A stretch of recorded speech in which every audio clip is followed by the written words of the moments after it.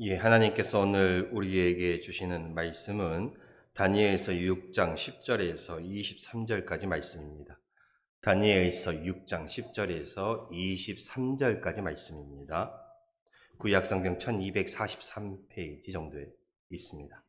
제가 대신 봉독하겠습니다.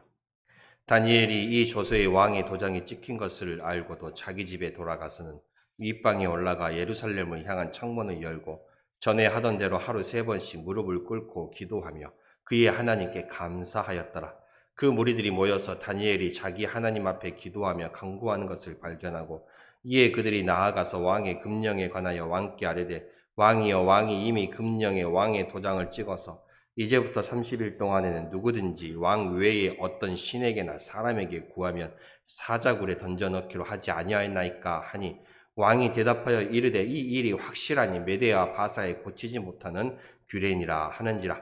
그들이 왕 앞에서 말하여 이르되 왕이여, 사로잡혀 온 유다 자손 중에 다니엘이 왕과 왕의 도장에 찍힌 금령을 존중하지 아니하고 하루 3번씩 기도하나이다 하니 왕이 이 말을 듣고 그로 말미암아 심히 근심하여 다니엘을 구원하려고 마음을 쓰며 그를 건져내려고 힘을 다하다가 해가 질 때에 이르렀더라. 그 무리들이 또 모여 왕에게 나와서 왕께 말하되 왕이여, 메대와 바사의 규례를 아시거니와 왕께서 세우신 금령과 법도는 고치지 못할 것이니이다 하니 이에 왕이 명령하며 다니엘을 끌어다가 사자굴에 던져 넣는지라.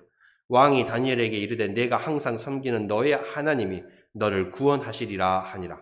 이에 돌을 굴려다가 굴 어귀에 막음에 왕이 그의 도장과 귀족들의 도장으로 봉하였으니 이는 다니엘에 대한 조치를 고치지 못하게 하려 함이었더라. 왕이 궁에 돌아가서 밤이 새도록 금식하고 그 앞에 오락을 그치고 잠자기를 마다하니라. 이튿날에 왕이 새벽에 일어나 급히 사자굴로 가서 다니엘이 든 굴에 가까이 이르러서 슬퍼 소리질러 다니엘에게 묻되 살아계시는 하나님의 종 다니엘아, 내가 항상 섬기는 내 하나님이 사자들에게서 능히 너를 구원하셨느냐 하니라. 다니엘이 왕에게 이르되 왕이여, 원하건대 왕은 만수무강하옵소서. 나의 하나님이 이미 그의 천사를 보내어 사자들의 입을 봉하셨으므로 사자들이 나를 상해하지 못하였사오니 이는 나의 무죄함이 그 앞에 명백함이오며 또 왕이여, 나는 왕에게도 해를 끼치지 아니하였나이다 하니라. 왕이 심히 기뻐서 명하여 다니엘을 굴에서 올리라 하매 그들이 다니엘을 굴에서 올린즉 그의 몸이 조금도 상하지 아니하였으니 이는 그가 자기의 하나님을 믿음이었더라. 아멘. 예, 오늘 우리가 함께 보신 이 다니엘이라는 인물은요, 바벨론이 유다를 침공했을 당시에, 그 첫 번째로 침공했을 당시에 포로로 잡혀갔던 인물입니다. 그리고 다니엘은 바벨론의 침공에 포로로 잡혀갔지만 바벨론과 또 그 뒤에 일어나는 메대와 바사 이 두 왕국에서 심지어 4명의 통치자를 거치는 그 아래에 약 70년간을 이 나라의 공직자로서 중요한 역할을 감당했으며 또 하나님의 선지자로서 활동했던 인물이 바로 다니엘이라는 인물입니다. 이 다니엘과 또 함께 포로로 끌려갔던 그의 세 친구들 역시도 매력적이고 또한 똑똑한 친구들, 하나님만을 바라보는 사람들이었습니다. 다니엘과 그의 세 친구들은 바벨론으로 끌려갔을 때에 시종의 일을 하게 되었습니다. 그러던 어느 날 왕이 하나의 꿈을 꾸었고 그 왕의 꿈은 4가지 금속으로 만들어진 조각상에 나오는 정말 묘하고도 묘한 꿈을 꾸게 되었습니다. 그러나 이 왕의 꿈을 궁에 있는 사람들 그 누구도 해석하지 못했던 것이지요. 그러나 바로 그 꿈을 다니엘이 나서서 그 꿈을 해석해주고 왕의 꿈에 나오는 그 금속들은 미래에 되어질 그 일들을 나타내며 미래에 나타날 내 왕국을 의미한다라고 왕에게 설명을 하고 그 꿈들을 해석해 주었습니다. 그 공로로 이 다니엘과 친구들은 이 바벨론의 높은 관직에 오르게 되었고 바벨론을 섬기게 되었습니다. 성공할 수 없는 환경이었지요. 포로로 끌려온 유다 사람이 바벨론 땅에서 성공하기는 쉽지 않습니다. 그러나 하나님의 도우심으로 바벨론 나라에서 그 땅 가운데 포로 민이었지만 중용되어서 크게 쓰임을 받았습니다. 그러나 이 바벨론이라는 나라 역시 예루살렘을 짓밟고 그 예루살렘 성전에서 가져온 성물에다가 술을 부어 마시는 등 하나님을 모독하는 그 행위를 계속하고 있었죠. 하나님은 그 바벨론 땅을 멸망시키셨습니다. 그 이후에 일어나는 메대와 바사의 연합국에 의해서 이 바벨론이 멸망하게 되는 것이지요. 지금에 말하면 이 페르시아라고 말할 수 있습니다. 이때 이 바벨론의 중요한 관직에 요직에 앉아 있었던 다니엘은 당연히 그 나라가 무너지고 새로운 나라가 들어섰으니 죽어야 할 운명에 처해 있지만 하나님의 은혜로 오히려 그 다음 나라에서는 더 좋은 관직에 오르게 됩니다. 더 크게 쓰임을 받게 되지요. 이 메대의 다리오 왕은요, 그 나라를 다스리기 위해 고관들을 120명을 세워서 나라를 다스리게 했습니다. 그리고 이 120명의 고관들을 다스릴 총리를 3명을 두었어요. 그 총리 중에 한 사람이 바로 다니엘이었다는 것입니다. 오히려 그 바벨론에서 중용되어 그 나라에서 섬기고 있었던 그 다니엘이 바벨론이라는 나라가 메대와 바사의 연합국 위에서 무너졌는데 오히려 무너졌던 그곳에 있던 관직의 다니엘이 메대와 바사에서 더 크게 쓰임을 받았다는 말입니다. 다니엘은 이 왕이 다스리는 그 나라의 관리들을 또한 총괄하는 이 총리직을 맡게 되었는데 3명의 총리 중에서도 다니엘은 수석 총리로 올라서게 되었습니다.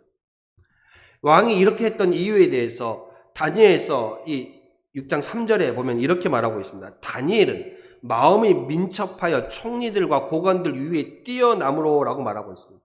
그러니까 다니엘의 그 총명함과 민첩함이 다른 고관들보다 훨씬 더 뛰어났기 때문에 왕이 이 다니엘을 중용해서 이 총리를 세웠고 총리 중에서도 수석 총리로 세웠다라는 말씀입니다.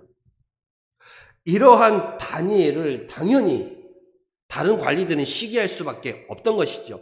다니엘의 그 출신이 명문가의 출신입니까? 정통성이 있는 출신이었어요? 아니죠. 그 옛날 바벨론이라는 나라의 침략당에서 포로로 유다 땅에서 포로로 끌려온 포로민이 아니었습니까? 그 포로민이 이 큰 나라 메대와 바사 연합국의 이 총리 중에 한 사람, 그것도 수석 총리로 올라갔으니 다른 사람들이 이 다니엘을 얼마나 시기하고 질투하며 없이하고자 했겠습니까? 그래서 다른 관리들이 시기함으로 인해 이 다니엘을 무너뜨릴 그 틈을 찾고 있었죠. 근데 아까 말했던 것처럼 다니엘은 마음이 민첩하고 다른 고관들보다 뛰어났기 때문에 다니엘이 하는 나라 일들 중에서는 다니엘을 무너뜨릴 만한 그 틈을 찾기가 쉽지 않았어요. 그러던 중에 이 다니엘이 매일 시간을 정해놓고 하나님께 기도하고 하나님께 경배한다는 그 사실을 알게 됩니다. 그래서 이 다니엘을 일적으로는 무너뜨릴 수 없으니까 신앙적으로 이 다니엘을 걸어서 무너뜨리고자 한 것입니다. 신앙을 이용해서 다니엘을 무너뜨리고 다니엘을 없이하려는 계획을 꾸미게 됩니다. 그래서 다니엘을 제외한 다른 고관들과 총리들이 왕 앞에 나아가서 이 다니엘을 없이할 계획을 세우죠. 그 계략은 바로 다니엘을 사자굴에 던져내서 죽이려는 계략이었습니다. 그래서 이 고관들은 왕 앞에 나아가서 한 가지 법령을 이 땅에 세워서 공포해보자 라고 말을 합니다. 그 법령이 무엇입니까? 앞으로 30일 동안은 왕 이외에 다른 신에게라도 다른 사람에게라도 절하거나 경배하는 행위를 일절 금합시다. 그리고 이것을 어기는 자는 사자굴에 던져 넣읍시다라고 말하는 거예요. 신하들이 나와서 왕을 띄워주는 거예요. 왕을 띄워주면서 왕이요, 왕에게 경배하지 않고 왕을 제외한 다른 신들이나 다른 어떤 것에 경배하는 자들은 사자굴에 넣읍시다. 앞으로 30일 동안. 왕을 신보다 더 높게 띄워주는 거잖아요. 왕은 그 마음이 흡족했습니다. 신하들이 자신을 높여주니 흡족했을 거 아닙니까? 그 계략이 다니엘을 죽이려는 계략인지도 모르고요. 왕을 높이려면 기간을 정하지 않았겠죠. 30일이라는 기간을 딱 정해놓고 이 왕 이외에 다른 신들에게 경배하는, 다른 그 무엇에게 경배하는 사람들은 전부 사자굴에 넣기로 그렇게 하자라고 얘기를 합니다. 다니엘에게는 큰 위기가 세웠습니다. 큰 위기가 다가왔죠. 날마다 하루에 3번씩 예루살렘을 향하여서 하나님의 성전, 하나님의 계시는 그곳을 향하여서 매일 창문을 열어놓고 기도하며 살고 있었기 때문에 그렇습니다. 이러한 사실을 모르고 있었던 왕은 자신을 높게 띄워주는 그 신하들의 말에 그 금령의 도장을 찍고 그 법을 공포하게 됩니다. 왕이 도장을 찍어서 공포한 그 법은 왕이라도 함부로 바꿀 수가 없는 법이 되어버립니다. 그리고 앞으로 30일 동안 왕이 누구에게든지 신이든지 그 어떠한 것이라도 경배하는 자들은 무조건 사자굴에 던져넣는다라는 법이 공포가 되었습니다.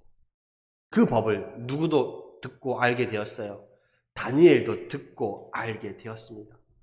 다니엘은 매일 하루에 3번씩 하나님이 계시는 성전을 향하여서 하나님이 머무시는 그 성전을 향하여서 창문을 열고 기도했는데 이제는 하나님 앞에 기도하는 그 행위가 하나님께 엎드려 경배하는 그 행위가 사자굴에 들어가는 행위가 되어버리는 거예요. 그럼에도 불구하고 다니엘은 어떻게 했습니까? 지금은 잠깐 소나기가 막 내리는 시기니까 잠깐 비를 피하겠다라고 기도 생활을 중단했습니까? 하나님 앞에 엎드려 경배하기를 중단했나요? 30일 동안만이라고 했으니 이 30일 동안 내가 기도한다라고 해서 기도를 안 한다고 해서 하나님이 내 마음을 몰라줄까? 라고 말하면서 기도를 안 할 수도 있잖아요. 아니면 이 30일 동안 자기가 하던 대로 안 하고 어디 골방에라도 안 보이는 곳에 숨어서 기도할 수도 있었습니다.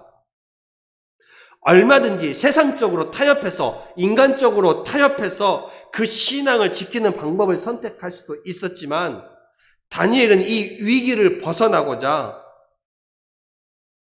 인간적인 세상적인 방법과 타협하지 않았습니다. 그 위기를 벗어나고 나서 내가 하나님을 더욱더 열심히 섬기면 되지 굳이 이렇게 고지식하게 이 신앙생활을 할 필요가 있을까? 내가 살아야 믿음도 있고 내가 살아야 신앙도 있는 것이지라고 잠시 그 신앙을 멈출 수도 있건만은 이 위기 속에서 다니엘은 어떻게 했습니까? 오늘 10절에 보시면 다니엘이 이 조서에 왕이 도장에 찍힌 것을 알고도 이 조서가 뭐예요? 앞으로 30일 동안 왕 이외에 다른 신에게라도 어떠한 그 무엇에게라도 절을 하면 죽는다라는 사자굴에 던져놓는다는 그 조서에 도장을 찍힌 것도 알고도 자기 집에 돌아가서 윗방에 예루살렘에 향한 창문을 열고 전에 하던 대로 하루에 3번 무릎을 꿇고 기도하며 그의 하나님께 감사하였다라고 말하고 있습니다. 다니엘은 현실과 타협하지도 않았습니다. 인간적인 방법과 인간적인 지혜로 그것을 의지하며 그 위기를 모면하려고 하지도 않았습니다. 다니엘은 위기가 올수록 더욱더 하나님을 바라보았습니다. 더욱더 하나님을 붙잡았습니다. 더욱 담대하게 기도하고 찬양했습니다. 이 목숨까지도 내어놓는 신앙이었죠. 당시에 이 상황적으로 보면 다니엘은 이제 어찌 된 것입니까? 죽어야 할 수밖에 없었죠. 죽어야 할 수밖에 없었습니다. 다니엘이 과연 죽었을까요? 오히려 그러한 시련에 굴하지 않고 세상적으로 구별된 삶, 하나님 앞에 충성된 삶을 인간적인 방법, 세상적인 방법으로 나아가지 않고 진실하게 전에 하던 그대로 하나님 앞에 경배하며 나아갔더니 오히려 다니엘이 위기로 죽음을 당할 뻔했던 다니엘이 승리자가 되었습니다. 오히려 모든 사람 앞에서 하나님의 이름을 높이는 다니엘이 되었습니다. 이 다니엘의 승리를 목격하는 모든 사람들이 하나님의 살아계심을 다시 한번 깨닫게 된 것이지. 우리도 그렇습니다. 우리가 믿음을 지켜나갈 때 우리도 세상적으로 크고 작은 도전을 받게 됩니다. 왜요? 신앙인은 신앙이라는 다른 가치관을 가지고 살아가기 때문에 그렇습니다.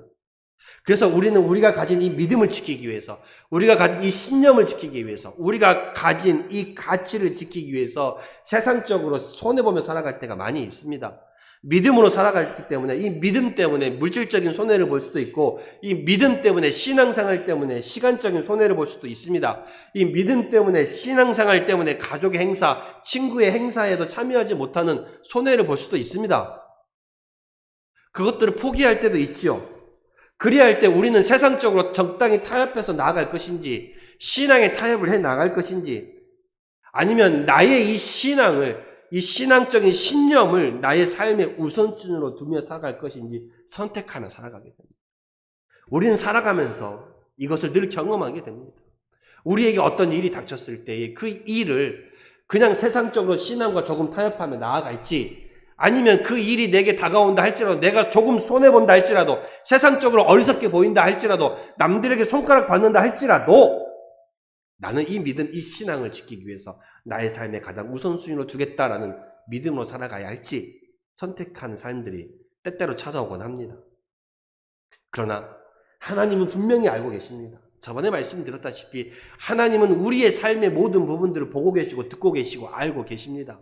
알고 계셔요. 하나님은 우리가 가진 그 믿음의 신앙을 지키기 위해 받는 고난과 손해들을 알고 계십니다. 우리가 그것을 단순히 나만의 손해라고 생각하지 마십시오. 하나님은 알고 계시기에 하나님은 반드시 우리의 그 모습을 인정해 주십니다. 하나님께서는 인정해 주신다는 것. 우리의 신앙이 무엇입니까? 우리의 믿음이 무엇인가요? 말씀대로 살고 하나님의 주시는 그 신앙의 말씀을 붙잡고 살아가는 것 아니겠습니까? 우리의 삶이 항상 안전하거나 우리의 삶이 항상 내 뜻과 내 바람대로만 나아가지는 않습니다. 그러므로 우리는 나의 힘이 아니라 내 힘이 아니라 우리 주 예수 그리스도 주님이 주시는 힘과 주님이 주시는 능력과 주님이 주시는 지혜로 우리의 삶을 감당해 나간다라면, 소망을 가지고 나아간다라면 우리는 반드시 승리자가 될 것입니다. 예수님도 말씀하셨습니다. 너희가 세상에서 환난을 당하나 담대하라. 내가 세상을 이기었노라. 주님이 이기신 그 승리가 곧 나의 승리가 되는 것입니다.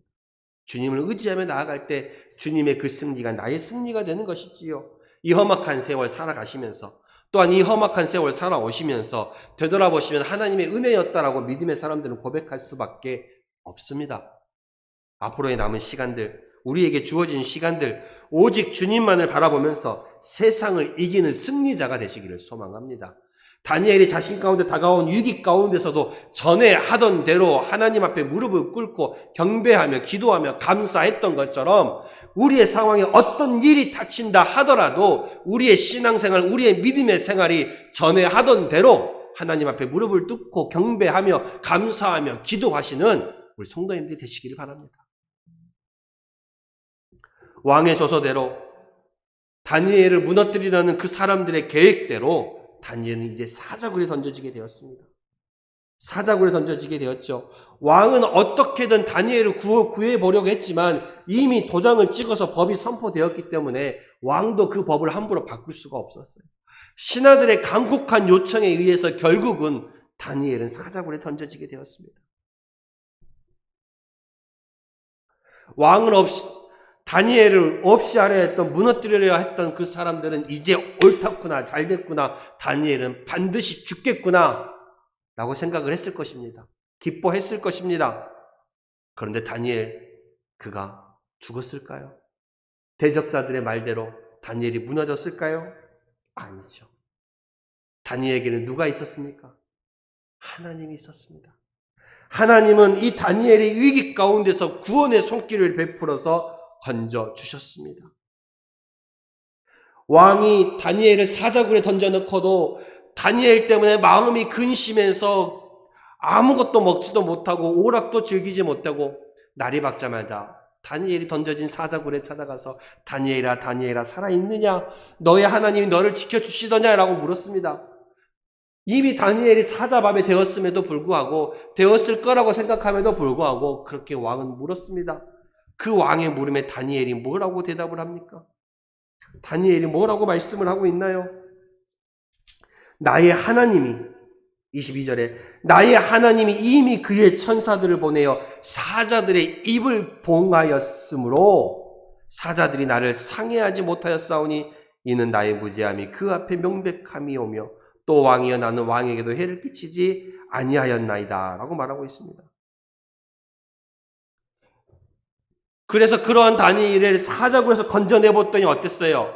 다니엘을 굴에서 올린 즉 그의 몸이 조금도 상하지 아니하였다고 말하고 있습니다. 사자굴에 던져졌지만 하나님께서 사자들의 입을 딱 봉해버리셔서 다니엘이 탁끈만큼도 상하지 않게 해주셨습니다. 왜 다니엘이 위기 가운데서도 죽음의 위기 속에서도 살아날 수 있었던 것일까? 왜 그럴까요? 왜요? 그 답이 23절에 나와 있습니다. 다니엘을 굴에서 올린즉 그의 몸이 조금 더 상하지 아니하였으니 이는 그가 누가 다니엘이 자기의 하나님을 믿음이었더라. 다니엘이 자기의 하나님을 믿었기 때문이라는 것입니다. 신앙적인 위기 앞에서 목숨을 걸어야 하는 그 상황 속에서도 다니엘은 정면 돌파를 선택했던, 이 신앙을 믿음을 지키기로 선택했던 그 이유가 무엇입니까? 내가 믿는 나의 하나님 때문이라는 것입니다. 내가 믿는 나의 하나님 때문에. 나는 나의 하나님을 믿었기 때문에 하나님께서 나를 반드시 구원해 주시고 반드시 구원해 주시고 건져 주실 거라는 그 믿음, 혹여 그리 아니하실지라도 하나님을 믿는 그 믿음, 그 하나님을 믿는 믿음 때문이었습니다.